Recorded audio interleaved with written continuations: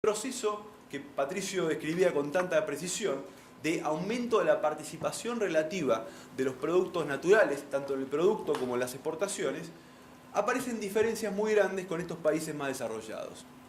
Uno cuando ve, y esto es un caso de un estudio que hicimos para CIEPLAN, las exportaciones de Argentina y Brasil, y hay casos más dramáticos en otros países de América Latina, a China, a Asia en particular, lo que se observa es un proceso de homogeneización. Es decir, aún en productos que son intensivos en recursos naturales, los productos que la región tiene ventaja comparativa, lo que se observa es que el peso relativo de aquellos productos que son más diferenciados, es decir, donde la calidad importa más que el precio de una manera, que incorporan más tecnología, más valor agregado, insisto, productos intensivos en recursos naturales, pierden peso relativo, se homogeneizan más, es decir, aumenta el peso de productos menos sofisticados. Pero la cuestión es, ¿esto ocurre solamente en el caso de América Latina o es un fenómeno común a todos los países que son abundantes en recursos naturales? Antes de mostrarles un poco de evidencia, que vamos a ver que es muy heterogénea en realidad la experiencia, una pregunta, y esto es un poco por lo que estoy acá, es plantear la cuestión de si hay que hacer políticas de desarrollo productivo, lo que se conocía en la década de los 70 como políticas industriales. Y precisar un poco más qué quiere decir y por qué. La primera definición es, la política industrial siempre lo que involucra es afectar los precios relativos de un sector y por lo tanto desmejorar los precios relativos en contra de un sector. Esta es la primera definición. La segunda es, ¿por qué hacer política industrial? Y esta es la pregunta de Patricio, donde él la deja. Él dice, América Latina tiene un desafío, que es la diversificación, aumentar la cantidad de productos. Un poco lo demostraba claro. La segunda cuestión que yo agregaría a lo que dice Patricio es, no hay que solamente diversificar, el tema es también cambiar el tipo de productos que tenemos en la región. Esta idea de que la región se homogeneiza aún dentro de la ventaja comparativa en productos naturales. Entonces la cuestión es cómo diversificamos y cómo aumentamos la cantidad de productos más diferenciados. ¿Y por qué política industrial o política de desarrollo productivo? Porque este camino que mencionaba Patricio de la diversificación es un camino que ya sabemos en la economía está plagado de fallas de mercado. Ese camino, aumentar la cantidad de productos, de saltar de un árbol a otro en términos de productos, es un camino que está plagado de fallas de coordinación, fallas de autodescubrimiento, fallas de mercado. Y lo otro que mencionaba Patricio es ese camino de aumento de la cantidad de productos de diversificación está muy correlacionado con el ingreso per cápita. Entonces hay un motivo que tiene que ver con esta posibilidad de aumentar el crecimiento y el camino hacia el desarrollo. Entonces, la cuestión es, ok, entonces hay una cierta lógica económica para hacer este tipo de políticas. ¿Qué política para poder generar este proceso en el cual, dentro de la ventaja comparativa de recursos naturales, me especializo en productos más diferenciados? Entonces la pregunta es, ¿qué tipo de política para sectores intensivos a recursos naturales? Bueno, uno podría pensar, elijo algunos productos que en países que son parecidos a los míos, con gran abundancia de recursos naturales, tuvieron éxito, son transables, son dinámicos y que están relativamente cerca de la ventaja comparativa. Países como Australia, Canadá, Nueva Zelanda, que lo que han hecho es, como decía Patricio, es tirar las cadenas de valor. Desde la ventaja comparativa, agregar productos más sofisticados hacia atrás y hacia adelante, incluso hacia los servicios, hacia los costados. Entonces la cuestión que aparece acá es el concepto de ventaja comparativa latente. Un poco lo que el economista jefe del Banco Mundial llamaba la ventaja comparativa latente. Es decir, correr un poco más de la ventaja de comparativa buscando estos sectores que ya han tenido éxito en otros países similares a los míos y donde tengo posibilidades, cambiando el marco de política, con ciertas políticas, tener ventaja comparativa y poder especializarme. Entonces la cuestión es, como decía Hauptmann y como dice también Hauptmann Hidalgo en varios trabajos economistas de Harvard, la cuestión de cómo puedo saltar de los árboles, como si fueran productos, a árboles cercanos. Esta es la idea. No muy lejos, no hacer algo totalmente distinto, sino dentro de ventaja comparativa de recursos naturales como salto para atrás, para adelante o para el costado. Y acá aparece una cuestión que es una discusión. Bueno, si la política industrial, política de desarrollo productivo, tiene una lógica económica, está vinculada con el desarrollo, la cuestión es cómo hacerla. Entonces la cuestión es, el foco tiene que estar en el diseño y la implementación. Y acá aparece ya una serie de buenas prácticas de cómo hacer esto, que tienen que ver con identificar en el diálogo con el sector privado cuáles son los limitantes para el crecimiento, cuáles son las barreras que hay al crecimiento para el sector privado. Y la otra cuestión que aparece en las buenas prácticas de cómo hacer política de desarrollo productivo es, mientras el énfasis en los 70, en los 60, en la política industrial, estaban las intervenciones de mercado, exenciones impositivas, subsidios, políticas duras, la nueva política industrial habla más de provisión de bienes públicos sectoriales. Es decir, intervenciones que ayuden justamente a eliminar las restricciones que afectan al sector privado en base a este diálogo con el sector público. Entonces, esto es un poco la idea de la cierta lógica que tiene, la racionalidad que tiene este tipo de políticas. Y yo les mencionaba anteriormente que América Latina se primariza y se homogeneiza. Y les decía que hay un camino distinto en países que son desarrollados, pero igualmente abundantes en recursos naturales. Este gráfico lo que muestra es las exportaciones intensivas en recursos naturales de Nueva Zelanda al mercado asiático y particularmente al caso de Chile. Lo que se observa es un proceso de aumento de la diversificación. Es decir, dentro de productos que son de la ventaja comparativa neozelandesa, aumenta la cantidad de productos que son más diferenciados, más intensivos en calidad. Y esto es otra evidencia de lo mismo. Acá lo que estamos mostrando es, para un grupo de países, gran parte de ellos intensivos en recursos naturales, lo que aparece es la cantidad de productos, utilizando la misma medida que usaba Claro y usaba Meyer, de cómo ver diversificación. Y acá lo que estamos viendo es aumento desde la década de los 90 hasta la actualidad, en la cantidad, hasta el 2009, perdón, de la cantidad de productos exportados al mercado asiático que son diferenciados e intensivos en recursos naturales. Y lo que se observa es, por un lado, lo que comentaba Patricio, lo que comentaba Claro también, que es el aumento en particular en el caso chileno de la cantidad de productos intensivos, en este caso de recursos naturales, y que son diferenciados. En general se observa que hay algún aumento en el caso de América Latina, pero observen, sobre todo los países que están más arriba, que son países desarrollados en general, como el caso de Australia, Canadá, Nueva Zelanda, que aumentan mucho más la cantidad de productos. Es decir, se han diversificado y han diferenciado aquellos productos que son intensivos en la ventaja comparativa vinculada con los recursos naturales. Entonces, simplemente para contarles un ejemplo, disculpen nuevamente el sesgo argentino, de un estudio que hicimos con el BID en el caso de una provincia del norte de la Argentina, que es el caso de Salta, para explicarles un poco estas políticas que estoy hablando, que es el caso del vino en Salta. Se lo comentaba justamente ayer a varios que están acá en la conferencia. El vino en Salta era una especie de producto exótico tradicional para consumo doméstico. En el espacio de una década pasó este vino, que se consumía domésticamente en la provincia de Salta, prácticamente no se consumía en el resto de la Argentina, a la tapa del New York Times Review of Wines, en una década. ¿Qué políticas hubo acá? Hubo políticas públicas. Hubo atracción de inversión extranjera, básicamente una gran inversión de un inversionista suizo, que cambió la matriz del vino, por lo menos de la forma de hacer el vino en la provincia de Salta, y hubo un diálogo público-privado en la cual se identificaron cuáles eran los limitantes que había con respecto a ese sector.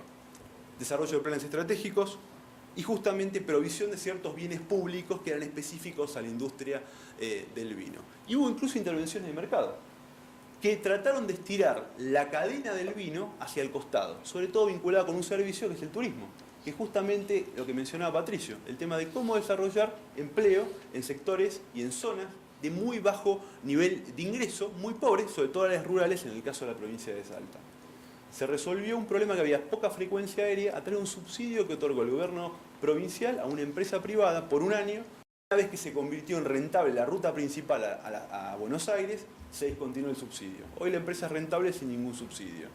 Y eso fue lo que comenzó un boom, que en los últimos 5 años ha crecido notoriamente en el caso de Salta, vinculado con el turismo rural y vinculado con la ruta del vino, o sea, con un sector primario que justamente atraviesa regiones de muy bajo ingreso relativo en el caso de esa provincia. Y el último ejemplo que quiero dar para que ustedes vean un poco este tipo de intervención es provisión de bienes públicos sectoriales. En esas regiones rurales muy pobres hay todavía vino artesanal, pero había problemas, por ejemplo, de estándares de calidad, había problemas muy graves en términos de cómo se producía el vino con estándares más o menos modernos. Se generó, como decía Patricio, un sistema de padrinazgos de las bodegas, que son casi todas bodegas que no son de la provincia, muchas extranjeras, a las bodegas tradicionales, a los vinos pateros, como se los llama localmente, justamente para que adoptaran medidas de calidad y de seguridad en la producción de estos vinos. Entonces, nuevamente, esta idea de padrinazgo, proveedores, etc. El último elemento que quiero compartir con ustedes es esta idea de, bueno, lo que mencionaba Patricio, de con y desde los recursos naturales como elemento de desarrollo.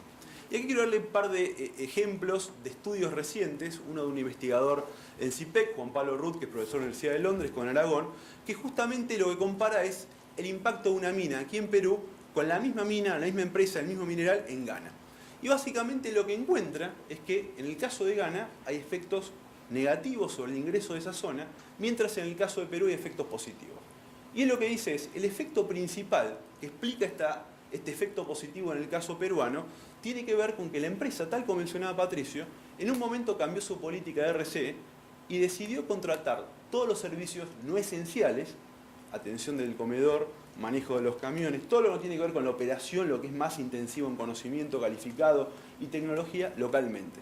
Esto tuvo un impacto de tracción sobre la demanda local que aumentó los ingresos localmente. En el caso de Ghana esto no ocurrió y aparte en el caso de Ghana hubo problemas sobre todo con los temas más vinculados con lo ambiental. Entonces, como un pequeño cambio del punto de vista de consumo de bienes no transables locales puede afectar los resultados económicos.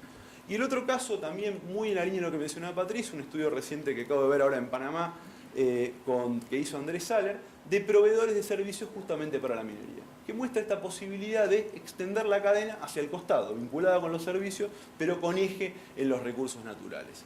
Y nuevamente el caso que mencionaba, el caso de Argentina, con el vino de Salta, y después, bueno, un caso nuevamente de la Argentina, la agroindustria. En la Argentina, en un sector que es primario, que es básicamente el sector sobre todo vinculado con la cadena oleaginosa de la soja, lo que se ha generado es un clúster vinculado con contratistas, con servicios, con biotecnología, en la cual la cadena se estira, sobre todo para atrás, pero también hacia el costado, vinculado con los servicios. Entonces hay elementos en la cual la política pública y también la actividad privada permite estirar este efecto de desarrollo, de multiplicación que tiene el recurso natural. Para terminar, y acá termino más que conclusiones con algunas preguntas abiertas. Siempre escuchamos política industrial, hoy en una presentación decían las palabras que no se nombran, la expresión que no se nombra, como uno como latinoamericano le suena y como economista todas las alarmas justamente, ¿no? El tema de captura, búsqueda de rentas, etcétera, etcétera, etcétera. Entonces la cuestión es, ok, hay una lógica económica para hacer este tipo de políticas, pero no cualquiera. Definición, si quieren, polémica, sí política de desarrollo productivo, pero alineadas con la ventaja comparativa latente que tiene la región, dentro del cono de diversificación, si quieren llamarlo, o un poco más allá en las ventajas comparativas. Y la cuestión es, bueno, siempre si la política industrial o política de desarrollo productivo implica afectar los precios relativos a favor de un sector, hay que elegir. Entonces, si hay que elegir, la cuestión es, ¿a quién elijo? Bueno, puedo elegir empresas que ya existen, que hacen estos productos que se hacen en países similares al mío, en los cuales podríamos tener ventaja comparativa, y la cuestión es, ¿qué hacer? Bueno, ¿qué hacer? Buscar el árbol más cercano. Es decir, si yo puedo producir soja, puedo producir aceite de soja a biotecnología vinculada a la soja, ¿cómo poder saltar? Y de ahí lo que aparece es, la pregunta principal para el Estado es, ¿cuáles son los bienes públicos sectoriales necesarios para que estos emprendedores, estos pioneros puedan saltar a los árboles más cercanos? Y después, bueno, aparece esta disyuntiva entre bienes públicos sectoriales e intervenciones de mercado, donde la clave claramente viene con el diseño, la evaluación, el control, y justamente con un énfasis quizás mayor en los bienes públicos que las intervenciones más tradicionales. Y termino con esto, que nuevamente, Pato, hablas vos, y yo tengo que decir, estoy de acuerdo con casi todas las cosas que decís vos, pero básicamente acá lo que aparece es este enfoque de cadenas globales de valor. Muy probablemente la economía no tenga todos los pioneros que se necesiten para saltar a los árboles cercanos. Entonces quizás lo que hay que buscar es cómo me puedo insertar en cadenas globales de valor que hagan cuestiones similares o segmentos que hagan similares en las cuales yo pueda insertarme dentro de la ventaja comparativa que tengo en el caso latinoamericano con ventaja comparativa en los recursos naturales. Y justamente vinculado con eso, la atracción de inversión extranjera directa en estos sectores que están un poquito más allá de la ventaja comparativa que tiene el país. Así que con esto termino, les agradezco mucho su atención. Podemos ir agregando valor, ya sea por un lado, viendo los proveedores, ¿sí? Es decir, si es que yo produzco cobre, las mineras de cobre van a necesitar tal vez mangueras industriales, con lo cual una empresa puede producir mangueras industriales basadas en caucho, pero dado que ya produce mangueras industriales, puede saltar a otro árbol que es producir llantas, ¿sí? Dado que uso los mismos insumos, tengo una misma cadena de proveedores y de clientes, puedo comenzar a producir llantas, y si produzco llantas puedo entrar al sector automovilístico porque ya es una cadena de vendedores y poco a poco así atraer inversiones tanto locales como extranjeras. Puedo incentivar a que empresas coreanas, japonesas, en el rubro de químicos, petroquímicos, puedan volver a invertir en un sector de, manufacturero a nivel de América Latina. Ahora, acaba de llegar nuestra querida viceministra de MIPE. Mil disculpas. Sí, Magali Silva es... Licenciada de la Universidad del Pacífico. Es egresada de la Universidad del Pacífico, sí, tiene magistra en Economía, magistra en la Universidad de Oregon, Estados Unidos, y actualmente ocupa el puesto de viceministra de MIPE e Industria. Sí, anteriormente fue subgerente de Estadísticas Macroeconómicas del Banco Central de Reserva del Perú. Continuando con estas presentaciones, voy a dar pase a Juan Mauricio Ramírez.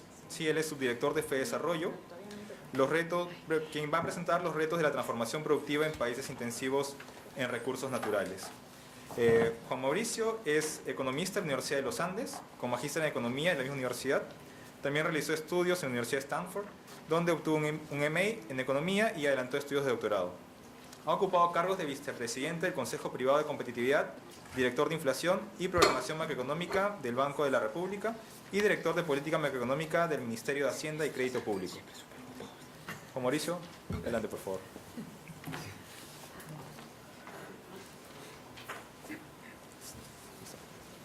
Bueno, muchas gracias.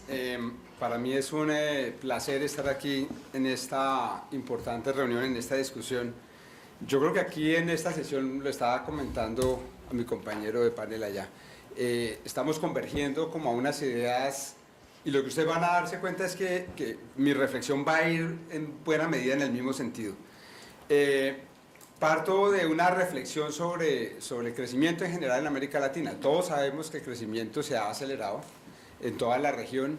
Este es el crecimiento, y voy a hacer referencias, paréntesis, a Colombia, porque creo que también el caso colombiano ilustra una serie de enseñanzas útiles para las otras economías grandes de la región. Ha habido este incremento del crecimiento económico, pero si uno le cree a este cálculo que hizo el Fondo Monetario Internacional en un informe reciente, en donde las X son el crecimiento promedio en el periodo 2003-2012, o sea, en la última década, digamos. Y las barritas azules esas que están ahí dibujadas son como la estimación del crecimiento potencial de los diferentes países. Pues casi todas las X están por encima de las barras. En otras palabras, para la mayoría de los países, los crecimientos de la última década estuvieron por encima del crecimiento potencial de nuestras economías. Quizás con pocas excepciones, México que está por ahí, Ecuador más o menos pues está en línea, pero para los otros, digamos que si crecimos a esa tasa los últimos 10 años, seguir creciendo a esas mismas tasas por los próximos 10 o 20 años no es claro que sea posible así nomás, digamos, sino que efectivamente, a no ser que aumentemos el crecimiento potencial. Decir que uno aumenta el crecimiento potencial a la larga, es decir, que el reto es cómo aumentar la productividad, que es la pregunta fundamental. Y evidentemente que la pregunta es entonces, digamos, de qué manera la disponibilidad de recursos naturales o qué implica desde ese punto de vista para nuestros países con amplia disponibilidad de recursos naturales, qué implica en términos de responder a ese reto de incremento en la productividad. Yo no voy a meterme en esta discusión de si la existencia de recursos naturales perjudica o incrementa o permite mejorar el potencial de crecimiento de la productividad. Yo creo que Patricio hizo una descripción interesante, clara, de dónde viene la idea de la maldición de los recursos naturales y cómo tenemos suficientes casos en el otro lado de éxito que nos muestran que si uno sabe cómo enfrentarla, si uno sabe cómo utilizar esas posibilidades, pues hay unas justamente opciones muy importantes para apalancar mayor crecimiento. Sí quiero decir algo viniendo de Colombia, y es que sí hay y puede haber, y efectivamente yo creo que el país lo vivió también, un cóctel explosivo cuando uno tiene presencia de recursos naturales, instituciones débiles y presencia de grupos ilegales, digamos, grupos armados. Eso sí se vuelve un cóctel explosivo en donde que termina destruyendo el crecimiento económico y las posibilidades de crecimiento. Es más, pueden generar, a pesar de que no haya un efecto, digamos, negativo a nivel nacional, sí puede generar unos efectos de destrucción de riqueza y de destrucción de institucionalidad a nivel local, en las regiones donde tienen lugar justamente esos fenómenos. Entonces, se necesitan instituciones que funcionen, se necesitan la posibilidad de que justamente las regalías y los ingresos que vienen de esos recursos naturales digamos, se distribuyan y puedan ser bien utilizados. La cuestión es esta, este es un cálculo para Colombia de qué pasó con la productividad del trabajo, y vamos para ir haciendo la reflexión en torno a esa variable que creo yo es la variable clave para comenzar a mirar, porque detrás de eso está la innovación, detrás de eso está un montón de cosas que se sintetizan en esta variable de productividad del trabajo. En Colombia, por ejemplo, la productividad del trabajo se duplicó, más que se duplicó, el crecimiento de la productividad entre los 90 y los últimos 10 años, la última década.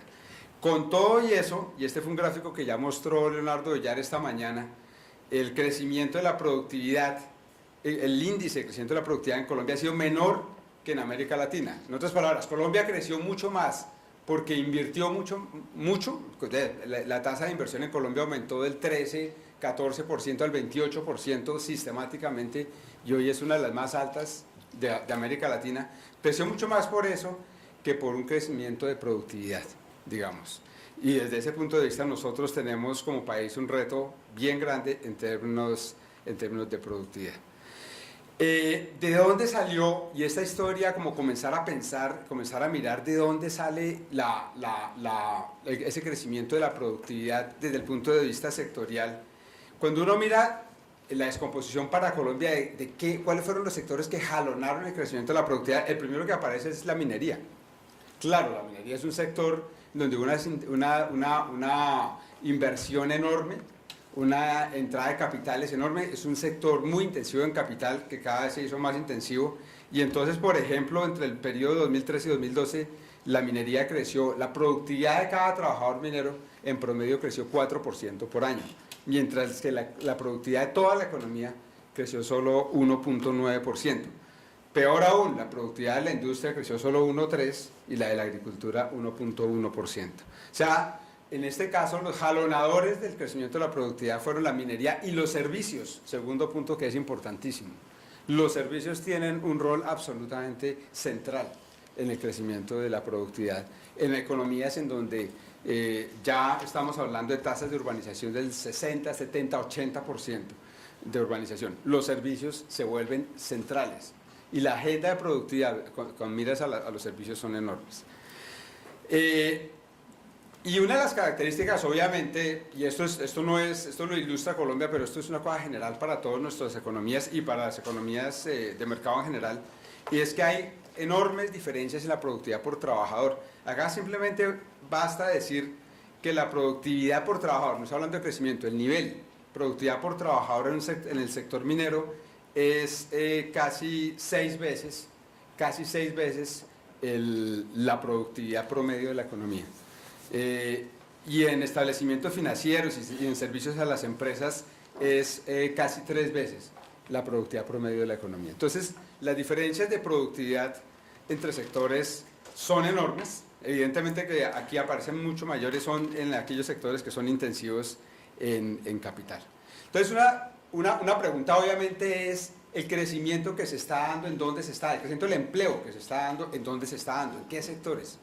En los sectores de mayor productividad, en los sectores de menor productividad, o no hay ningún patrón claro. Y aquí justamente lo que tenemos es que, por ejemplo, en Colombia, en el caso de Colombia, entre el 2012 y el 2012, en esos 10 años, el crecimiento total del empleo fue de 30%. O sea, los números ocupados en 2002 creció 30% a 2012. Pero mientras que en la industria manufacturera ese crecimiento fue 26%, en el sector de servicios empresariales fue del 110%.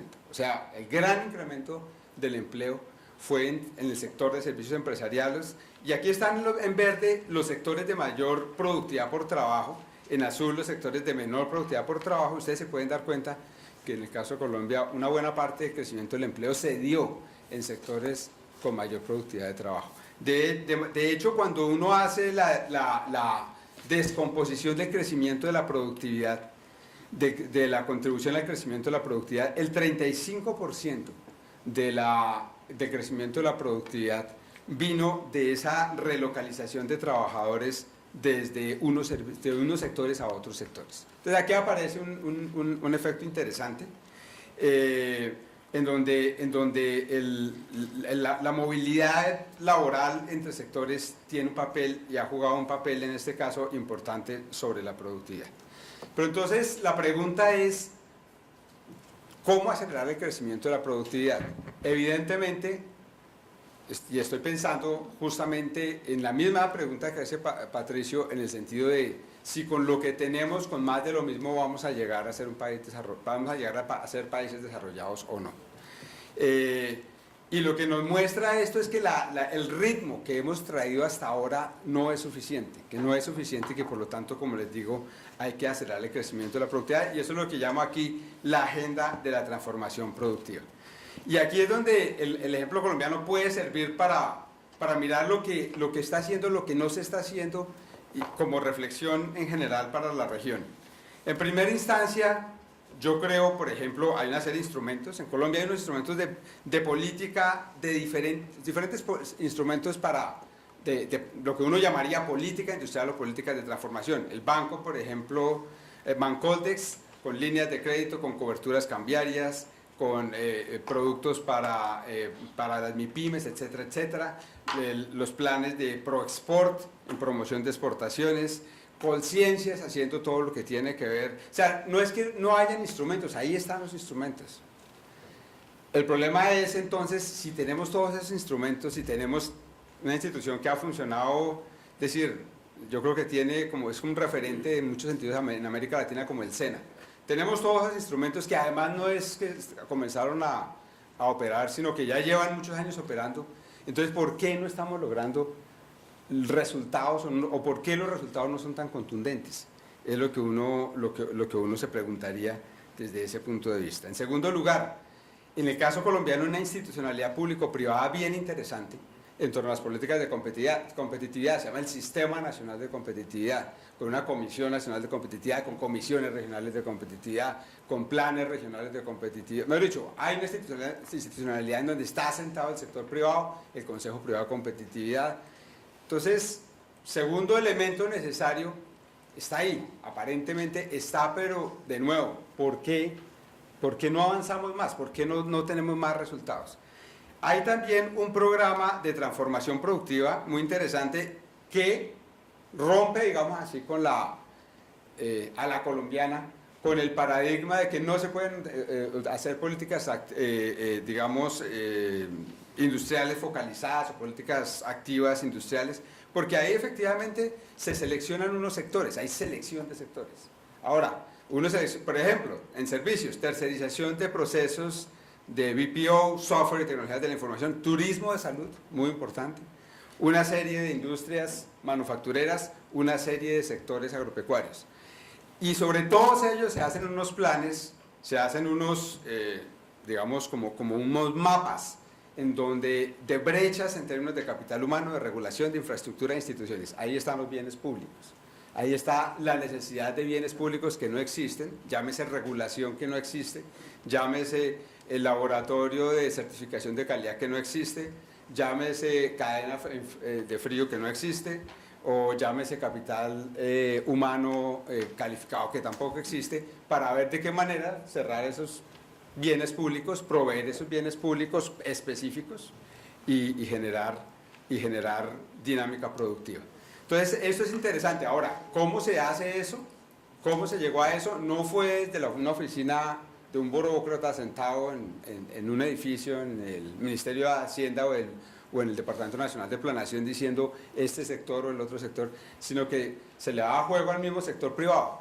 si el sector quiere ser considerado dentro de este programa de transformación productivo, pues entonces preséntense aquí organizados, poniendo plata, dispuestos a sentarse y a dialogar y a establecer una gerencia de clúster, una gerencia de transformación productiva. No se llama clúster, todavía no he introducido esa palabra, pero ahorita justamente la voy a introducir. Entonces hay una especie como de autoselección, o más bien el sector privado tiene que hacer el signaling de que ahí están, y de que están suficientemente organizados y que están suficientemente interesados. Si no lo hace, si no se puede organizar, si no logra darse una estructura mínima, pues no va a estar ahí en esa lista, digamos. Eso es un poco la filosofía. Entonces, de nuevo, ahí hay ese programa de transformación productiva. Y lo último que surgió, digamos, como siguiendo los pasos, tuvimos allá un par de asesores chilenos, entre otras cosas, uno de ellos director de Corfo, sí, exacto, de Corfo. Estaba ya Claudio Maggi, estaba entre otros, y se creó esta agencia de innovación, una unidad nacional de innovación y desarrollo que se llama Impulsa. ¿Para qué? Para promover lo que se denomina emprendimiento dinámico y de alto impacto. Entonces, yo creo que, de hecho, si uno hace la lista, ahí está todo. Ahí están, digamos, uno diría que están las piezas que se requieren. Esto es incluso con capital semilla, con recursos que se ponen para que innovadores que sean capaces de mostrar que tienen la posibilidad de tener alto impacto y rápido, un emprendimiento dinámico, rápido y sostenible, puedan recibir apoyo desde el gobierno nacional. Entonces, tenemos todo eso y sin embargo, como les digo, da la sensación de que la transformación productiva va lenta, es demasiado lenta y como que, bueno, entonces, ¿qué es lo que falta? Entonces, lo que aquí yo voy hay muchas cosas que faltan, ¿sí? Hay un problema, creo que uno de los más graves es una informalidad muy grande, que se vuelve realmente una traba, un freno al propio desarrollo productivo. Simplemente un ejemplo muy, yo diría como ilustrativo de ese hecho. La importancia de la formalización es tal que puede no solamente cambiar las posibilidades de desarrollo productivo de un país y mejorar la productividad de una empresa, sino también obviamente cambiar las condiciones de vida de las personas. Cuando una persona que trabaja en el servicio doméstico en mi casa sale de ahí, o en la casa de alguien, sale de ahí y consigue y es empleada dentro de una firma que presta servicios de limpieza y aseo a una firma manufacturera o a cualquier firma, sale primero que todo un sector tradicional que se llama servicio doméstico y entra a otra empresa que se llama servicios empresariales. Sale del trabajo informal y entra a un trabajo formal en donde automáticamente, simplemente por haber pasado de uno al otro, aumentó su productividad. Y aumentó su productividad porque ya tiene una estructura de una organización, de una firma, porque ya tiene probablemente una instrucción de cómo relacionarse con la gente, cómo cumplir horarios, cómo hacer un poco de cosas. Es decir, pasar del sector informal al formal ya es un incremento en productividad. Entonces, una buena parte del reto de cómo aumentar productividad tiene que ver con el reto de cómo formalizar, cómo aumentar la formalización en la economía. Yo creo que eso es uno de los temas claves. Pero acá, la reflexión que quiero hacer es el tema de la coordinación, de resolver los problemas de coordinación para acelerar el crecimiento de la productividad. Y simplemente lo ilustro con un artículo muy bonito de Andrés Rodríguez Cler, costarricense, que estudió en Stanford, y que es esa vieja historia de Adam Smith, de Rosenstein-Rodan, de que la división del trabajo está limitada por el tamaño del mercado. Supongan ustedes, lo misma, digamos, y no estamos hablando de bienes sofisticados, aquí no estamos haciendo ninguna referencia a grado de sofisticación, el mismo bien, pero un bien que puede ser producido con dos tecnologías, una tecnología trazada o una tecnología intensiva en bienes intermedios especializados que usa servicios empresariales, que usa un poco de cosas, que usa más insumos, que usa métodos más indirectos de producción y que por lo tanto tiene una mayor productividad. Entonces, como lo muestra la teoría económica, esa situación en la cual si todos se van hacia un lado, entonces se produce eso, si todos se van para el otro lado, entonces se produce lo otro y no lo anterior, pues eso es un caso típico de múltiples equilibrios.